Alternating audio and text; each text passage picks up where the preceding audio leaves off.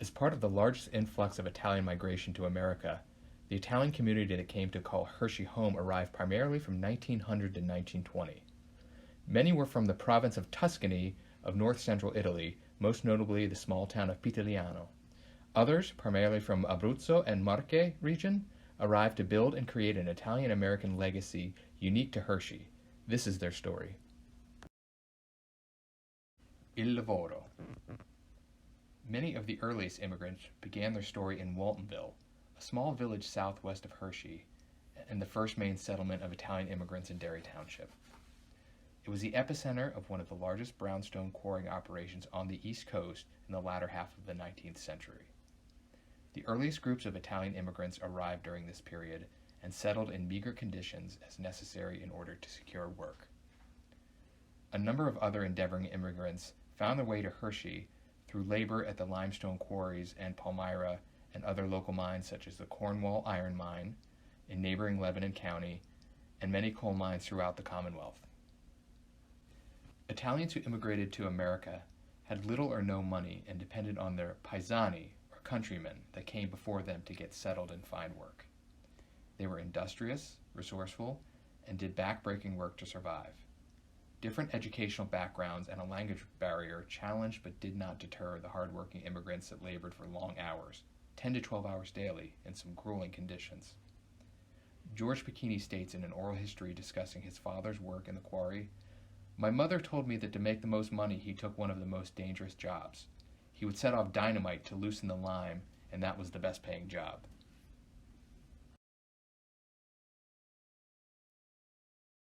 In Odyssey to America, a heritage booklet produced by the Hershey Italian Lodge, it states, "Quarry workers walking home after a long, hot summer day were a familiar sight to the natives of Swatara Station as they trudged along, their backs still bent from the strain of their labor, their clothes drenched with sweat and smeared with lime." Vicky Pasquini Calerio recalls, "My Nunu walked along the train tracks every day from Swatara Station all the way to Palmyra to work in the limestone quarries. My Nana, in turn, collected coal that had fallen off of the train cars, and they used it to heat their home." Those with transferable skills, such as the stone cutters who created works of art from the raw brownstone, found means to apply their homeland trade and earn better pay. For many local immigrants, though work started in the quarries, it eventually transferred to the building of the chocolate factory in town. Newer generations of immigrants who found work in the factory or with Hershey Estates, the administrative body that regulates all services and amenities, used their incomes to venture into establishing their own businesses that served their fellow Italians and their adopted community. No matter how they earned their pay, their goal was to send money back to Italy, while establishing a new life for themselves before bringing their families to America. Once they left, there was no guarantee they would return to see their relatives or loved ones.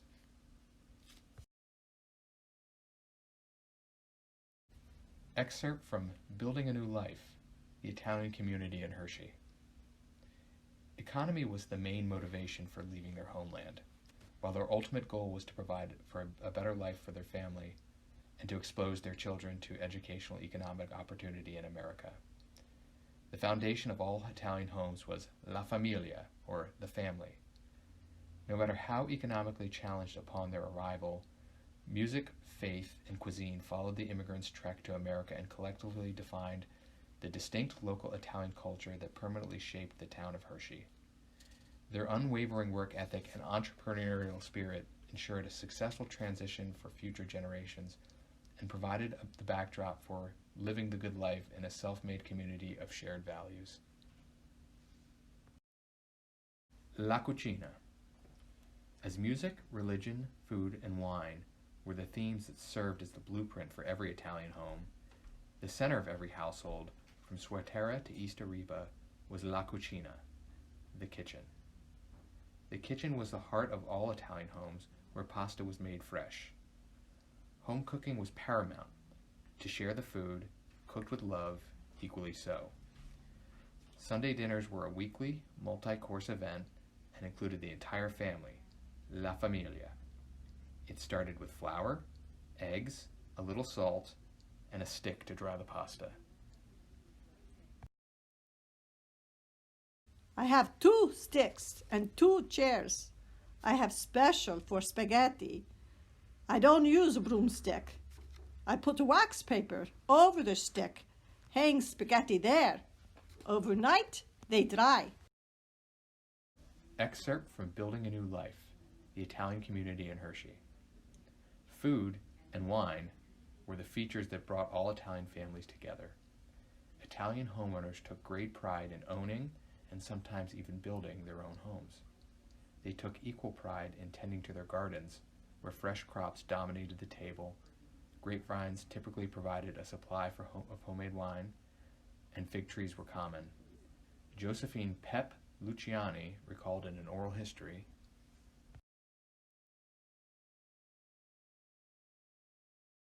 Then once a year, we would gather in the cellar to help Dad turn his grape presser to make wine. He made red for the men visitors and relatives and white wine for the ladies. Mother and we 3 girls would help to make Italian cookies about once a week.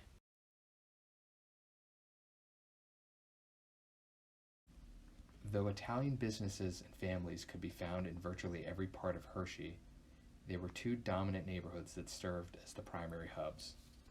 Swatara Station, where the earliest immigrants established residence, and the streets of Caracas, Granada, and Arriba, west from Cocoa through the 400 block, were traditionally known as the Italian neighborhoods.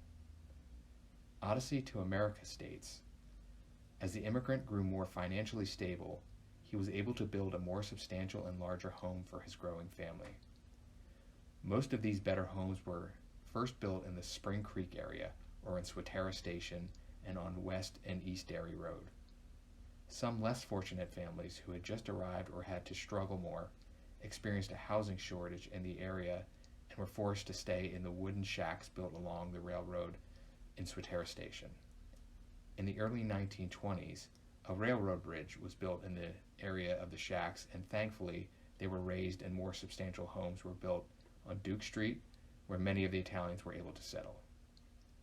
The more affluent Italian was able to build or buy homes in the Hershey area along East and West Arriba, West Chocolate, West Caracas, and West Granada avenues. In the 1940 census of Swatara, family names such as Camachi, Pasquini, Saraceni, Bastiani, Leoni, and Picchini appeared as plentifully as grapevines and tomato plants in the Italian backyards. In the Caracas, Granada, and Arriba street grid of the Hershey Village core, at any given time, there were as many as 70 Italian families and businesses. From Accorsi on Arriba to Tancredi on Granada, whole blocks were filled with sounds of Italian music, simmering pots of fresh sauce, and scents of baking bread, and a communal care for a shared heritage. West Dairy Road. Our formal tour begins with a small area concentrated on the north side of town, with businesses that began along the former West Dairy Road corridor. Here, some of Hershey's earliest Italian businesses were established. In the Spring Creek area on West Dairy, in close proximity to the quarries, along what would eventually become the 17th fairway of Parkview Golf Course, Hershey's most notable, continuously operating Italian business opened its doors in 1919, Pronio's Grocery Store. According to Pete and Julia Camachi, they recall approximately 5 to 6 homes in this early settlement. Closer to what would become the sports complex area in Hershey Park was Castelli's Bar and Grill, Marcacci's Lunch Counter, Bonfanti's Grocery, which opened in 1918, Bellatta's, and Lafreda's Hotel.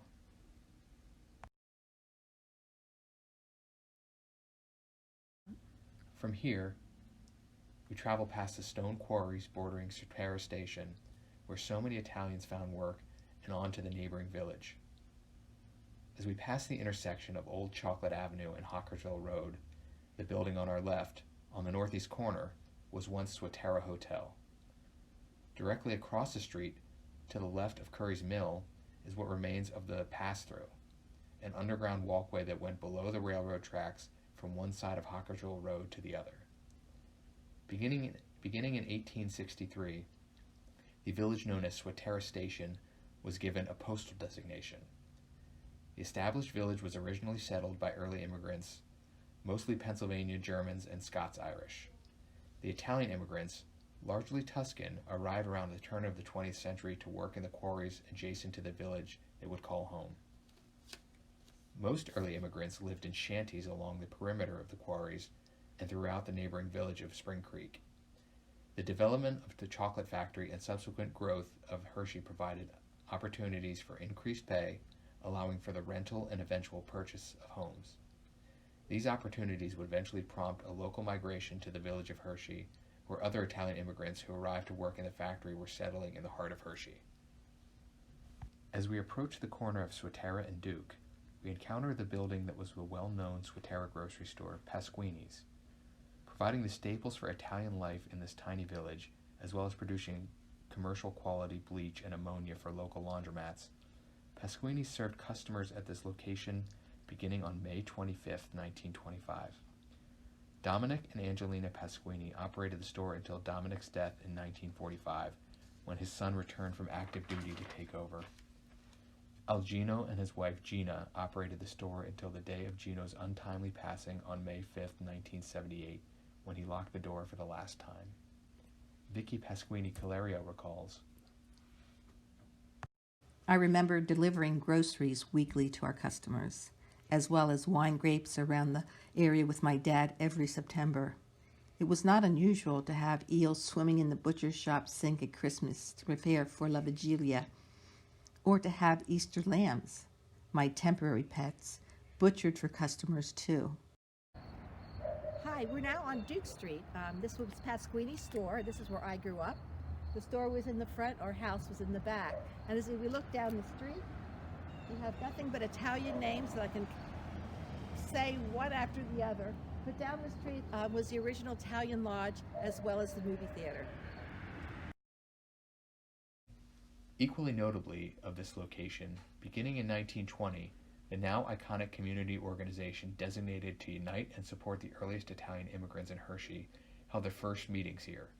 With the motto, we can, we will, we must, the La Nuova Società Italiana Indipendente du Mutuo Soccorso per Uomini, or the Men's New Independent Italian Mutual Benefit Society, and known today as simply the Italian Lodge, was established following World War I. As the fraternal group outgrew the space at Pasquini's, they relocated just down this block on Duke into a new building built in 1923 with the obligatory bocce court and even a boxing ring. That building would sustain the organization until a new property was acquired, positioning the organization as a pivotal location between Swatara and the downtown Italian neighborhoods. We'll discuss more details of their history when we visit the modern lodge. The original lodge building would serve in numerous incarnations as a bakery, laundromat, and eventually become Valerio's restaurant. Most know it now as the former home of Marco Polo Garden Restaurant. Unknown to many, this busy village even accommodated a movie theater, operated by Framboludi family, to the north side of the lodge. Rich Renalia recalled in an oral history as he laughed, I lived at 25 Duke Street, which was the metropolitan area of Swatara Station at the time because it housed Pasquini's store, and it had the Hershey Italian Lodge there. The Italian Club was started because there was a need for spouses who would die without insurance, and there was a benefit paid to the family when one of the spouses died. Next, we visit Swatara Railroad Station, the most well-known landmark of the village, which still stands today, built in 1921 and replacing an earlier wooden structure that was on the opposite side of the tracks.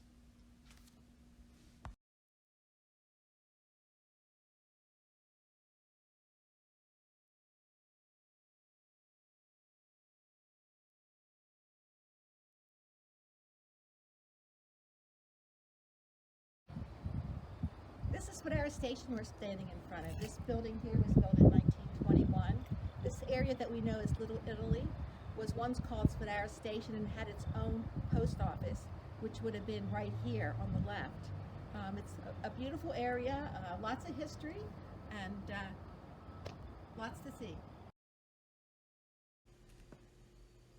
The station, along with the post office and the Swatara Hotel across the tracks, served as a hub of activity until 1957, when the village was absorbed into the community of Hershey. As we loop around Railroad Street to Half Street, then Reese Avenue, we pass the former site of the West End Preschool, located at 821 Reese Avenue. This was one of two schools that Mr. Hershey had for the community's preschool children. The other was located at the juvenile golf course. Before moving on, we'll pause to mention Miss Huff, who traveled to Hershey to teach English to the Italian mothers. As they watched their children navigate a difficult transition to a virtually all English-speaking education system, they too acclimated to their new life by learning English with the helpful guidance of Miss Huff. She is still fondly remembered by the older generations for the gift of languages she provided to the community.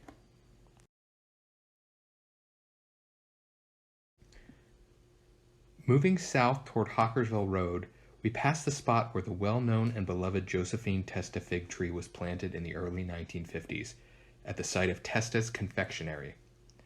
A familiar sight in Swatara, the tree symbolized the community and families that once called this village home. The Testa family donated the tree to the Hershey Gardens, where it is now thriving. As we pass the corner of Old West Chocolate and Mill Street, we note the numerous Italian businesses centered at this intersection. The D'Angelos operated the first bar known as the Blue Garden at the current location of the Penn Hotel, which was once a garage. Eventually it was sold to the Taccas before Al Bernardo operated out of this location. The square deal was on the southeast corner, owned by Fritz and Jenny Carlicetti, and near the site of the War Memorial, the Hilltop Inn was owned and operated by the Sarace family.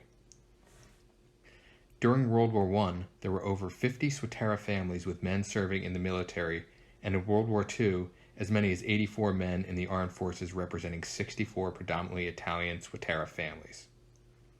The Honor Roll and War Memorial at the start of Old Chocolate Avenue were dedicated in 1943 and 1957, respectively, to pay tribute to the bravery and sacrifice of these young men and their families. The statue dedicated by the Italian Lodge remains.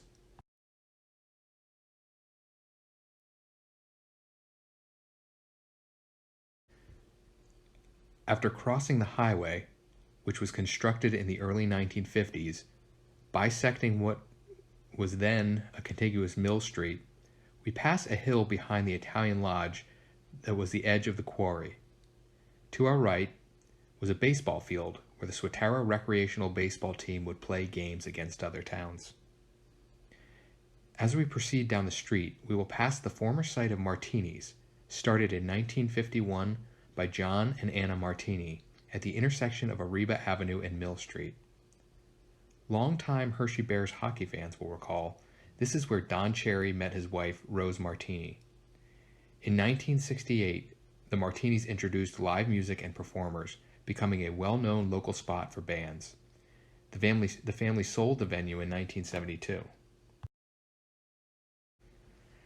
Turning north onto Hillcrest Road, as we approach the crest of the hill, you'll see a new hotel at the location where Memory's Bakery stood. Starting in 1951, brothers Augie, Joe, and Louie, Memmi's became a staple of local Italian baked goods, eventually expanding their products regionally and even as far as Baltimore. Later on in the tour, we will visit the site of the original Memmi's in what has been referred to as Bakery Alley.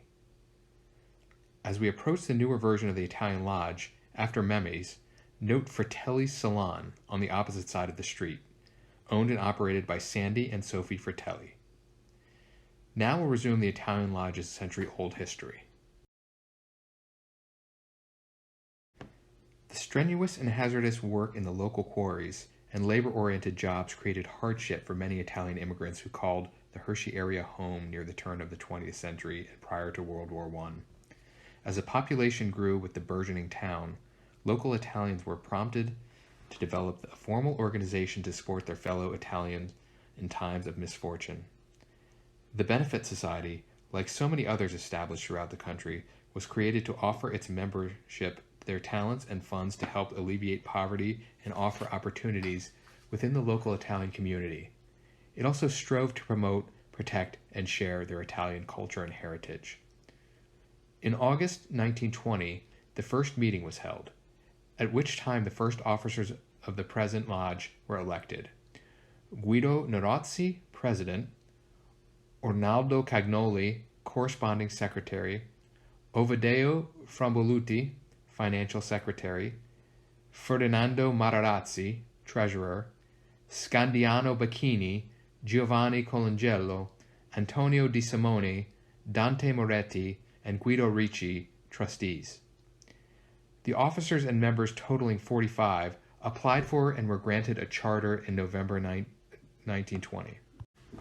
The early meetings were held in various homes in Swatara until a lodge hall was purchased on Duke Street in May 1923. During its infancy and through the Depression, the lodge would host special events to meet their financial obligations.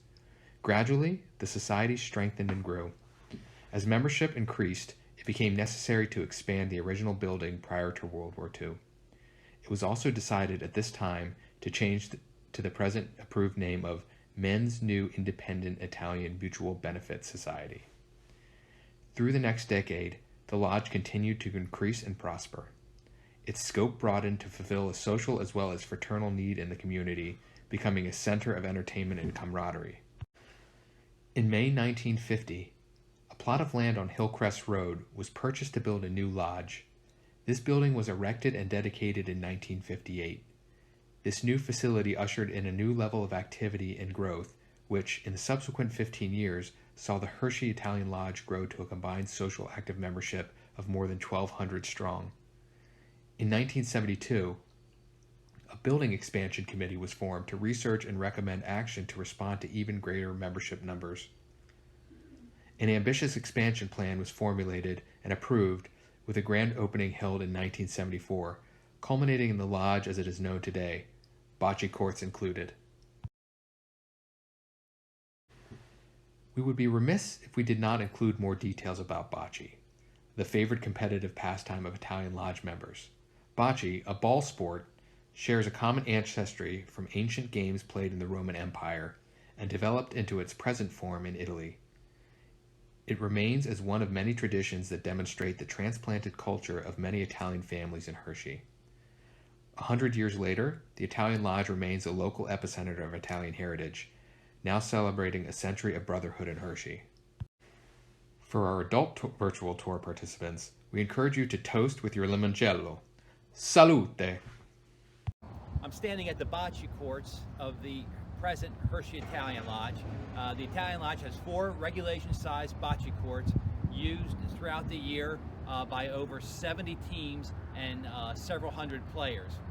The Italian Lodge was actually founded right over the hill to my left in 1920 in Swatara Station as the Men's New Independent Italian Mutual Benefit Society, the name which remains its official charter name as of today.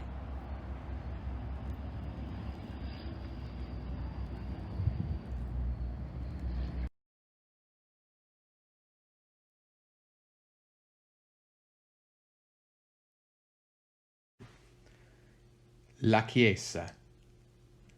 As we exit the modern-day lodge, we approach the original St. Joan of Arc Church at the corner of Orchard Road and Chocolate Avenue, now celebrating their respective centennial as well. Religion was ever present in every Italian home. A crucifix, rosary beads, a holy image of a patron saint were standard. Immigrants brought with them the celebrations and traditions of their region's practices of faith and respective patron saints. As the lodge served social and networking purposes for many Italian families, the Catholic Church served as a spiritual anchor.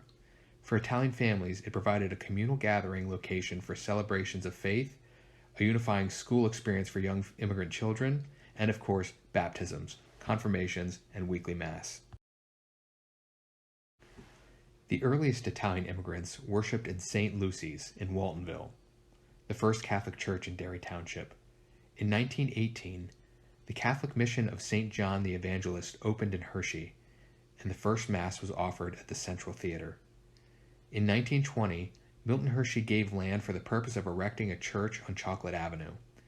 The name was changed from St. John the Evangelist to St. Joan of Arc in August 1920. St. Joan of Arc Church was completed and dedicated on May 26, 1922. The original church and entryway faces Chocolate Avenue. As you circle the church to what is now the parking area, guests will note a small tool shed near the rear of the original church. This is what remains of the St. Joan of Arc Parochial School, opened in 1927. Former students jokingly called it the chicken house due to its limited size and lack of insulation. As an early student, Josephine Luciani recalled in an oral history, "In the small school there were 3 rooms for 8 grades, with a pot-belly stove of coal in each room, many times sitting with our coats, hats, and boots during classes." As early as 1937, plans were initiated for construction of a new and larger church to meet the needs of the growing congregation. Through the next 2 decades, numerous changes would develop St. Joan of Arc Church and School as it is recognized by many residents today. One well-remembered advocate for expansion and progress was Father Mann, appointed as pastor in 1941. He would serve in that role for 32 years. The strong traditional and communal thread that united most Italian families throughout Hershey wasn't just a reflection of shared culture and heritage, for many variations and differences in cuisine and custom appear from their respective regions. It was a residual effect of the widespread discrimination and sometimes threats of violence so many earlier immigrants endured.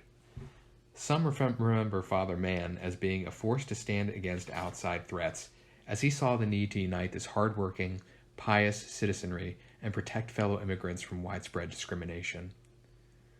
Though some memories are waning, in the earlier decades of the 20th century, local Italian immigrants would witness acts of bigotry as hate groups traveled throughout the immediate vicinity, targeting Italians and the Catholic community with their bigotry and irrational distrust of immigrant populations.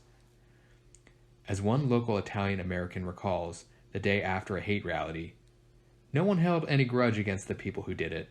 They just cleaned it up, held their heads up high, watched their children a little more closely, and went about their business." True to the spirit of perseverance and integrity, the Italian community thrived and played a large part in continuing to build the town of Hershey and move forward with the determination and work ethic to succeed.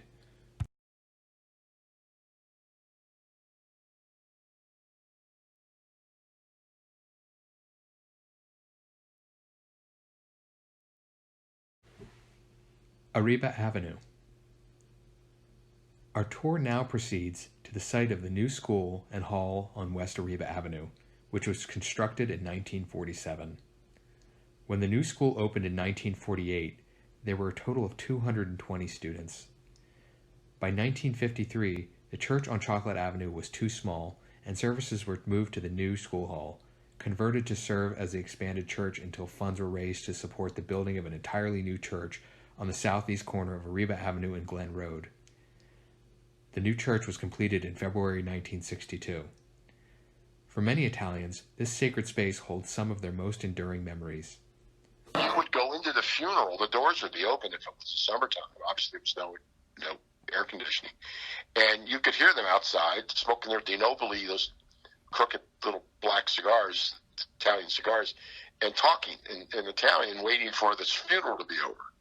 So that was a recollection of my childhood, absolutely. I remember dressing up like princesses for the celebratory month of May at St. Joan, with the crowning of the Blessed Mother. There would be a May Queen. I can still remember singing the song, "Bring Flowers of the Rarest." The statue of the Blessed Mother stands a resilient symbol of this long-gone processional festivity.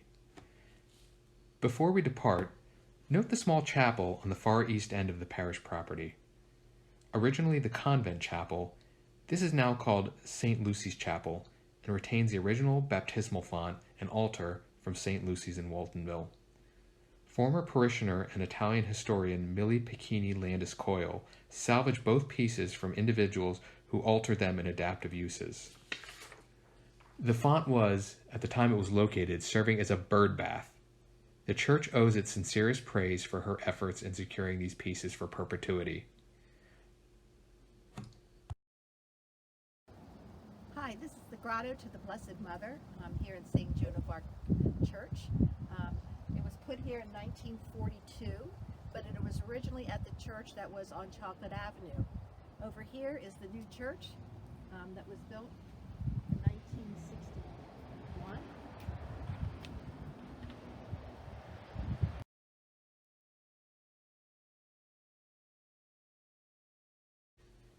At the northeast corner of Valley Road and Ariba, 157 West Ariba, we passed Lee Capelli's former beauty shop.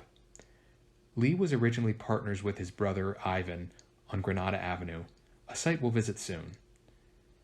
As you look at the rear of the brick home on the corner of Valley and Granada, behind Capelli's former shop, you'll note the balcony, where a large wrought iron railing used to spell out the name Capelli to adorn the original family home. I'm standing on the corner of Ridge and Ariba, the 100 block of Ariba Avenue, which is where I grew up actually. And Ariba Avenue and the surrounding streets of Caracas and Granada to my right are the neighborhoods where a lot of the Italians from Swatara Station came and built their homes. And in essence, this became somewhat of a new Italian neighborhood of Hershey. And as I look around the neighborhood, I'm reminded of the beautiful people and the beautiful names, such as the Capellis, the Ranarios, the Papinettis, the Paparellas, the Rossis, the Barbini family, the Cagnolis, the Plabanis, the Cedis, the Cascianis, and many, many more.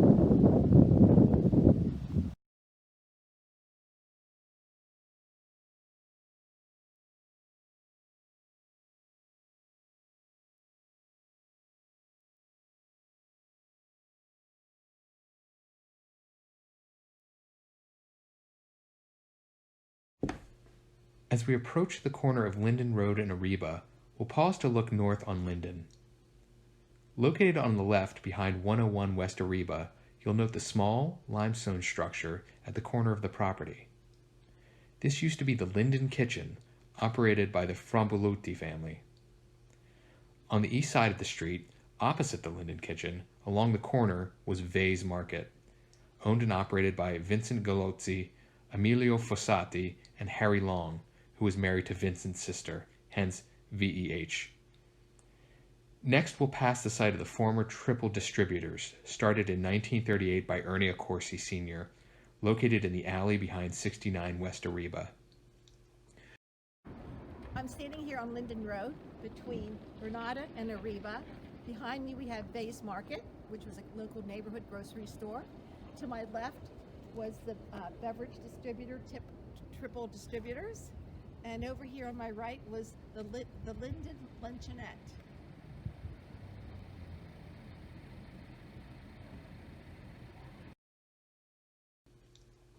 Ernie Accorsi describes the work ethic that helped define his trajectory from factory worker to independent proprietor in 1937 and the support provided by Mr. Hershey.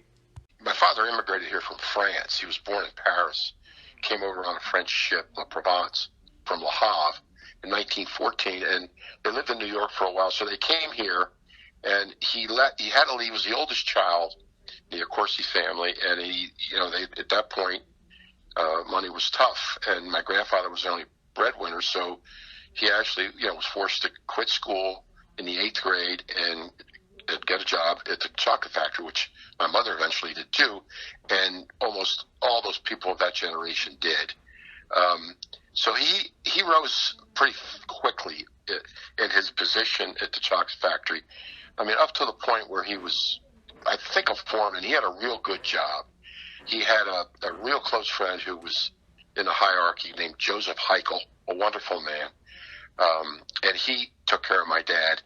But after the strike, my father wasn't involved. He wasn't involved in that sit down or anything, because although he was not management, but he was walking the line there.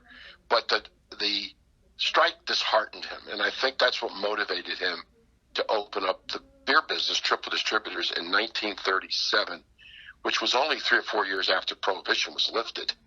So it was pretty much of a risk. And when I think back on it, I think of the boldness of that move. I mean, he had no education. He had never run a business. he took on that chore. He built that warehouse, which is a fortress. If you look at it with all that stone, I tried to get it torn down because I wanted to keep that house, and the Army Corps of Engineers said, we can't, it's going to cost you a fortune. That thing's a fortress. So he ran that beer business from 1937 until 1964. There's a great incident there with Mr. Hershey, who knew who he was, because Mr. Hershey would walk through the factory, which everybody knows, almost on a daily basis, and he knew people by name, and he knew who my dad was, because my dad was kind of directing a department. And so when he opened there was a lot of controversy. The church that's now on Linden and Chocolate, I think it's a Methodist church, was the EUB Church, Evangelical United Brethren. They opposed the licenses. They did the DeAngelis liquor license years later. But he prevailed, and he got the liquor license from the beer license, beer distributorship, and there was only one in town. But all of a sudden, one of the first days that he was open, Mr. Hershey pulled up with a chauffeur and came in and said, "Look, Ernie, I'm a Pennsylvania German. I love beer. I'm going to be a customer, and I don't want it delivered. I want to come here and be seen buying it, as long as you run a responsible and sincere business here. But if this thing turns out to be a place where rummies hang," he used the word rummies, he said, I'll run you out of business. And my dad remembered those words, of course, ran it properly. And Mr. Hershey, until he died, bought beer for my father.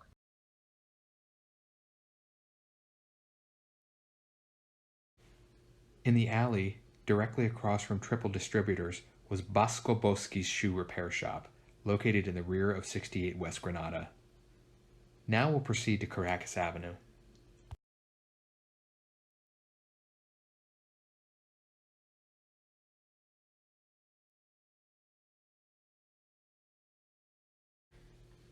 La Musica. Excerpt from Building a New Life, the Italian Community in Hershey. Music was so important to the Italian families that one of the earliest recreational activities that occurred, aside from the lodge, was the Swatera Progressive Band. Pictured here from 1927, in front of the Matarazzi home and the current Penn Hotel, it included the Italian musicians from Swatera as well as Hershey. As we begin, many residents will recall Bill Cagnoli, an accomplished clarinetist, who started his music business on Cedar Avenue, eventually moving to 35 West Caracas Avenue, located where the fire company now stands. We'll talk more about the vibrant role music played in many Italian homes as we progress up Caracas Avenue. But first, the story of shoe repair in Hershey. Skilled immigrant laborers brought their trade to America under the premise of building a better life wherever opportunity appeared. Hershey, though small, provided that opportunity for the less skilled immigrant to become a viable businessman. In Hershey, there were no less than 5 shoe repair shops within as many blocks. Heading west from the present-day fire company on Caracas, you'll find the former location of D'Annunzio's Shoe Repair at 50 West Caracas. Further down the block, at the corner of Linden Road and Caracas Avenue, looking north-northwest toward present-day Fenici's and Philip Arthur's, the 2-story red brick building along the north side of the alley was the original location of both Tully's and Martino's shoe repair shops. The original shoe repair proprietor, Jim Martino, sold his business at this location to Frank Tully in 1939 and moved his business west in First Street Alley, in the rear of Caracas Avenue. Later, Tully would also move his shop, and we'll visit those locations as we progress. Along the First Street Alley, and the west side of the street at 20 Linden Road, is a small painted brick building that once housed the DeAngelis toy store. As we look in the direction of Fenici's, on the immediate northwest corner of Linden and Caracas is a site that used to occupy Mandy's drugstore, 101 West Caracas. The Mandy's family, Luigi, Amalia, and their sons Theodore, Louis, and Hugo, came to Hershey in 1936. Amalia was born in Waltonville, though she and Luigi operated his pharmacy in South Philadelphia. Because Amalia regularly returned to Waltonville to visit family, Luigi and she decided to sell the pharmacy they established in Philadelphia to come to Hershey and open a new drugstore. The store, also operating a soda fountain, opened in October 1936. Luigi operated the store with his sons Ted, Louis, and Hugo until 1953. At that time, he sold the store to Ted, who continued operating until 1976. As we approach the 200 block of Caracas, we return to the sound of music, and two of Hershey's most well-known Italian families, the DeAngelises and the Pronios. Music was as integral to most Italian families as bread and wine. Whether an accordion or opera music dominated the preferences in Italian homes, music was a part of the culture that bridged the many miles between home and a new life in a foreign land. From the earliest days when the Swatara Band was formed, music was center stage for many Italian families. I took accordion lessons. If you were to, it's still there, it's not the music store anyway, but if you were to walk into the front door, before you walk into the front door of Venici's, to the right, there's steps that go down. There's a shop there now. You go down a few steps, and then there's a little area in there. Right in there was Vic DeAngelis's music store. It's where he had appliances, televisions, and gave accordion lessons. It's a torture chamber. Two of Hershey's most notable Italian families, the Pronio and DeAngelis families, lived next door to one another, and both made great contributions to Hershey's music scene and beyond. In an oral history interview, Vince Pronio recalled how their family came to Hershey, stating, "My uncle, who had been traveling through here with bands and with music, that was Uncle Fred. He called my dad up, who was in New York at the time, and said, 'You ought to come to Hershey. There's a little store for sale. You might like to go into business.'" Fred Pronio, a revered trumpet player who played in the Harrisburg Symphony Orchestra, called his brother Michael about the potential business opportunity. The rest is history that is ever present today. Locally, Fred became known for his concert in the Hershey Park Band Shell, initiated in 1923 at the direction of John Sollenberger. Among his bandmates were Salvatore Colangelo, a notably talented clarinetist, and the so-called Wizard of the Accordion, Victor DeAngelis. He was also noted for his firm and disciplined teaching style, sharing his love of music with countless Hershey students. As land became available and the demand for Pronio family business increased, in 1925 they relocated to the northwest corner of Valley Road and Caracas Avenue in the developing village of Hershey. Lucy DeAngelis, a neighbor and longtime family friend, recalls in an oral history, "The home they built stands today at 303 West Caracas. Both Michael and Fred's families occupied the large upper floor with their respective families, while the store occupied the first floor. Eventually outgrowing capacity, and to meet the needs of their growing customer base, in 1963 they built a larger, more modern supermarket on the corner diagonal from their existing location. Adjacent to the Pronio homestead at 237 West Caracas, on the northeast corner, was the DeAngelis home. Having also lived in Spring Creek upon arriving in Hershey, with a short stay in Trinidad, the DeAngelis family likewise built their home in 1925. Equally well-versed in and passionate about music, Jimmy DeAngelis, along with brothers Tony and Vic, an accordion player, formed a band that played in venues throughout the region and as far as Atlantic City. I am now standing on the 300 block of West Caracas Avenue. In 1919, the Pronio family founded Pronio Store in Spring Creek. Then in 1925, the family moved the store to the building directly behind me, and next to it, to my left, is the DeAngelis family home, and their family founded DeAngelis Restaurant in 1935. Later, in 1963, the Pronio family built the building in front of you, Pronio Store, which is the location of their current operation today, which is thriving in its 102nd year. Vince Pronio, Fred's nephew, recalled that, "It was Sam's family. His brother Jimmy had the band. Tony was in it, Vic, and they would play jobs almost every Saturday night. He lived next door and I could see them loading up musicians and leaving to play a job. There was quite a bit of music in our area, our neighborhood. There was always something going on. Beyond music, the DeAngelis family created one of the most beloved Italian family businesses in Hershey, DA's Restaurant. As described by Sam DeAngelis, the family leased and managed operations at the Pronio store for a few years. When Pronio's resumed operations of the store, Sam's father purchased the building at 102 West Chocolate.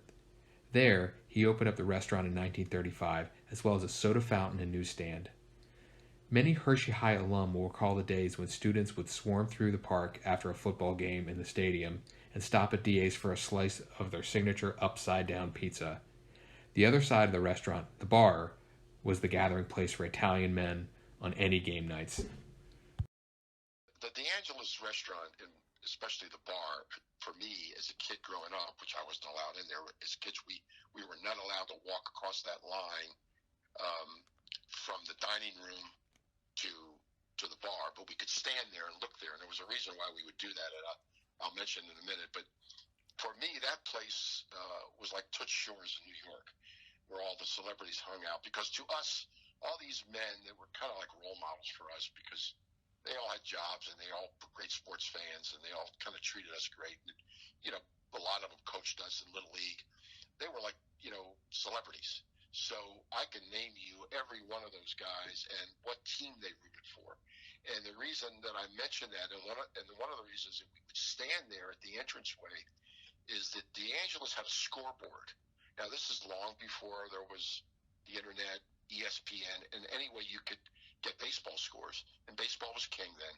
And they all would come there, have their 12-cent Peel's drafts with their dime and their 2 pennies as they would push it towards Dick DeAngelis, the bartender, and watch the baseball scores evolve. They had a Western Union ticker there that would just have these tapes, produce these tapes, and Dick would get them and update. You know, Campanella hit a home run for the Dodgers, so he'd put that at the bottom, and it was an inning-by-inning score, and all the games would be there, and you could follow the games on this scoreboard. It was such a great place for us as kids to sit there and just gaze at all these men arguing and having their great times, drinking their beer, and watching the scoreboard, and we would gaze at the scoreboard as the evening went on, and usually got chased out of there because by that time we had eaten our pizza and it was time to leave. Though the DeAngelis family sold the business in 1988, the building remains, and the restaurant, now known as Finici's and owned by proprietor Phil Guarno, still serves DA's traditional upside-down pie. Now we're standing in front of one of the original Italian bakeries here in Hershey. In 1931, the Cagnoli family started Cagnoli's Bakery, baking breads. In 1940, it was sold to the Bisciotti family, and in the 50s, it was sold to the Memmi family, who continued it for many, many years. This was the first start. Wonderful memories coming here and getting a warm roll after church. As we near the end of the block, we can view an unassuming garage-like building in the 300 block of 2nd Street Alley that serves as Hershey's first established Italian bakery. An advertisement from 1931 announces Cagnoli Brothers, bakers, selling fresh baked Italian breads, rolls, and cakes. The Cagnolis even had a delivery truck to make door-to-door deliveries throughout the region. Alan Cagnoli recalled, "My great-grandmother, Teresa Bernardini Cagnoli, was born in Pitaliano, Italy in 1875. She came to the U.S. and settled in Hershey with her 3 children and 3 stepchildren. In 1929, she converted a garage and started a bakery along with her sons Benvenuto and Plinio, my grandfather. Baking was done every evening except Saturdays. Then, the garage bakery was a gathering place for friends and neighbors who used the open hearth ovens to make pizza and other specialty dishes." In 1940, Teresa sold the bakery to Achille Picciotti. The Picciottis operated the bakery in much the same way for 10 years until they sold it to the Memmi family, their first location for making what would become Hershey's best-known baked product. My mother used to send me up there for bread. It was the one place to get bread, Italian bread in Hershey, and I used to walk up through the alleys. Hershey's a town of alleys, which are beloved when you're growing up. But when I drive by there, which I drive by there so often to this day, it brings back memories of walking up there to get the bread for my mother. God only knows how much it was, probably about 15 cents. And coming home with a loaf of hot Italian bread for my mom from Appicciotti Bakery.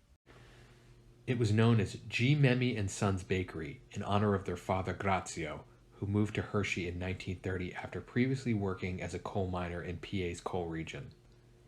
Though it's now simply another outbuilding along 3rd Street Alley, this building served up many memories for many Italian children sent to retrieve loaves of bread and who would score a free hot roll as a result.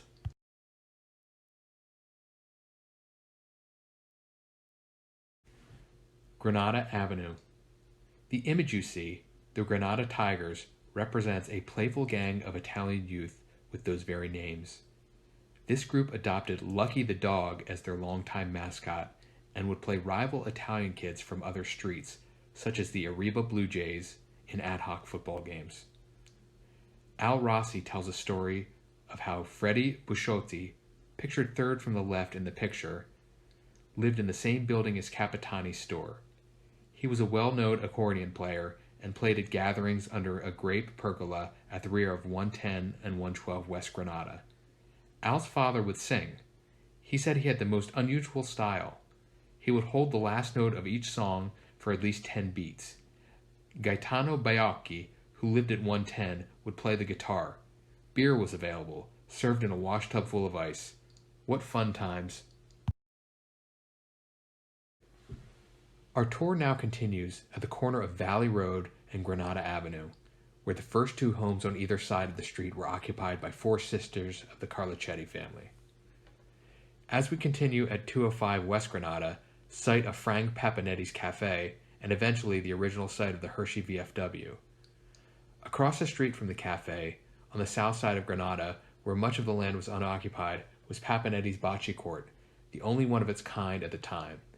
In addition to bocce, Al Rossi described another social tradition at Papinetti's, mora, a hand game that dates back to ancient Roman and Greek times. One of the pastimes of the old Italian men, and it was also sort of a gambling game as well, was a game called mora. And the way they played it was that you threw out fingers, whatever number you want from one hand, and and your opponent would be doing the same thing. So if I should throw out one finger, and the other opponent would put out 2 fingers, and you both shouted out a number, whoever may have said 3 was the winner of that game. And you may have won a quarter, 50 cents, or whatever. But they keep doing it. But the thing about it was so lively, and they would keep going and going and going, and lively in the sense that there was a lot of shouting with it. You know, you shout the number out, and it was a fun game to watch. In the 100 block, there were a number of Italian businesses: Schiavone's Grocery, Capelli's Barbershop, Capitani's Store, and early on, Lafreda's Shoe Repair Shop at 121 West Granada. Al recalled his best memory of Schiavone's was the loose boxes of pasta where customers could purchase bulk amounts, a common option for many small grocers. In particular, he recalls the loose spaghetti. There's another store that we went to, but not as often as we did to Capitani's, and that was Schiavone's. Schiavone's was quite a place. But, there was an old man who mostly dealt in meats more than anything else, but his stores was set up like the old grocery stores were, with open boxes and so forth. And he had a box of open spaghetti, which was propped up against the counter. And on one occasion I went in there, and there was a cat lying in the box, and it became its bed, I suppose. And when people would approach, it would jump out, you know. Capelli's barbershop was operated by two brothers, Ivan and Lee. As a boy, Al would simply have to walk across the street to the barbershop to get his hair cut, but it was not as easy of a trip as one would imagine. Al recalls, there was a barber shop that was across the street from me, and I live at 112 West Granada, and this was right across the street. And it was run by two brothers by the name of Lee and Ivan. They were Capelli. And they're both Italian, Capellis. And he wasn't, one of the barbers was not very nice to any of the young people that came out here. And he liked to show off to other people who were waiting to get haircuts.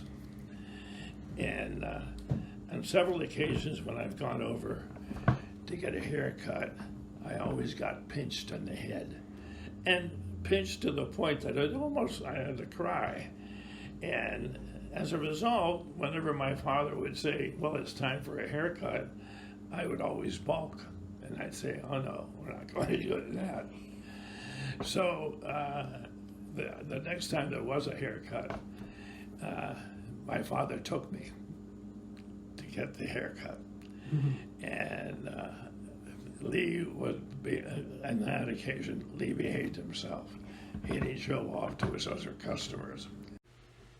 Ernie Accorsi recalls a different experience, but is equally reminiscent of a specific barbershop visit in the 1950s. October 3rd, 1951 was the date of probably the most famous and historic event in the history of baseball.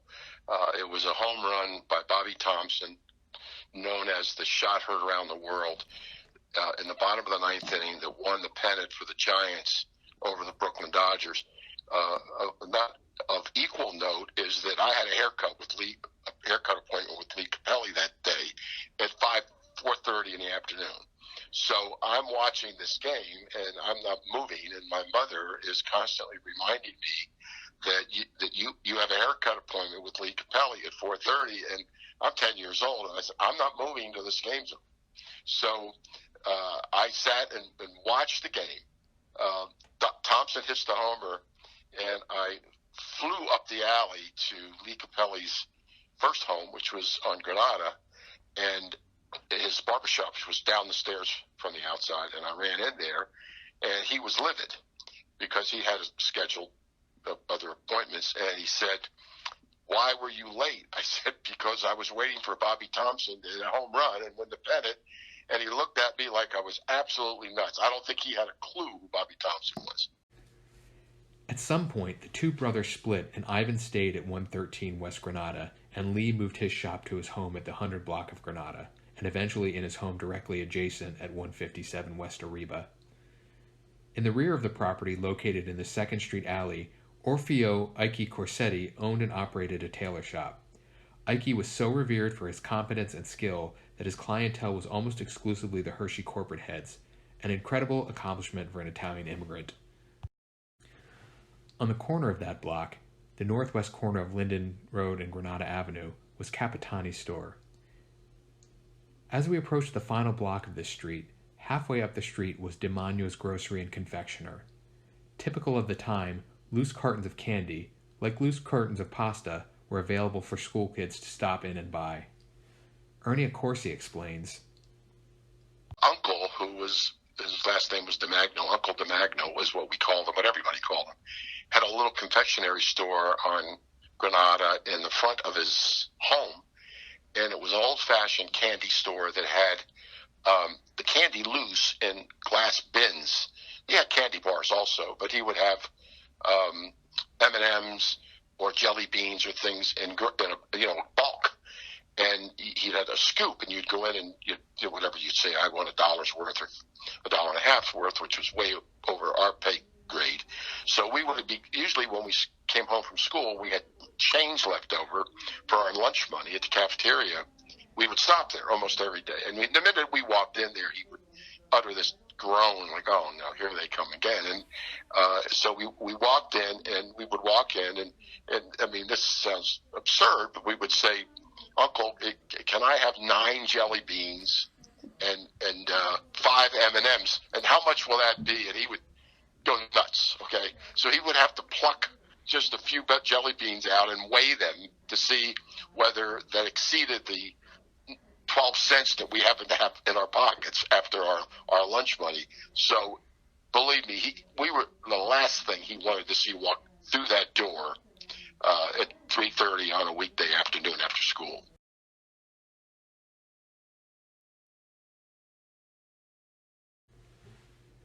As we depart from the early village core of Hershey, we need to mention the well-known businesses that operated along Chocolate Avenue.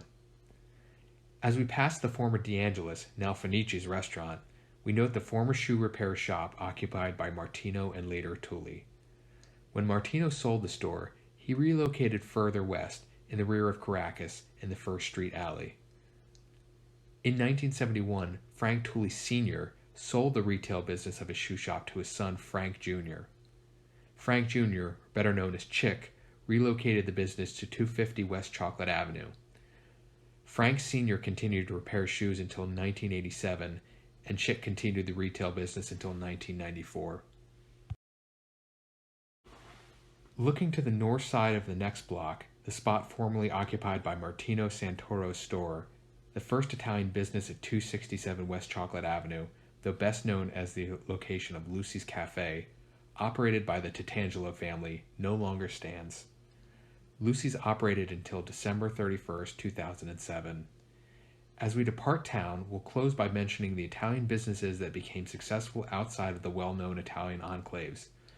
Mazzoli's Ice Cream, a staple of summertime, was located on Governor Road. Heading east toward Palmdale, Italian dishes were served at D'Annunzio's at 1251 East Chocolate and DeCarlo's at 1161 East Chocolate. In closing, we pay tribute to the enduring legacies of the 3 Italian centennial celebrations: Pronio's, the Italian Lodge, and St. Joan of Arc. These signify how deeply rooted the work, tradition, and families of the Italian immigrants who helped build Hershey remain in our community.